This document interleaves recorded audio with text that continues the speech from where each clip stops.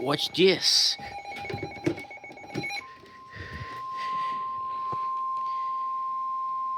Ooh. The National Weather Service in Wilmington has issued a flash flood warning for southeastern Franklin County, Ohio, until 11:45 p.m. At 8:45 p.m., radar indicated thunderstorms producing heavy rain across the warned area. Between 1.5 and 2.5 inches of rain have fallen. Additional rainfall amounts of 1 to 1.5 inches are possible. Flash flooding is ongoing or expected to begin shortly. Hazard: flash flooding caused by thunderstorms. Source: radar.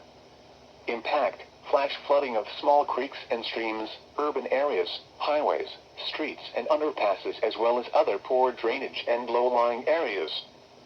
Some locations that may experience flash flooding include Columbus, Reynoldsburg, Pickerington, Canal Winchester, Groveport, Whitehall, Obetz, Bryce and Blacklick Estates. Turn around. Don't drown when encountering flooded roads. Most flood deaths occur in vehicles. To report flash flooding, go to our website at weather.gov/ILN and submit your report via social media when you can do so safely.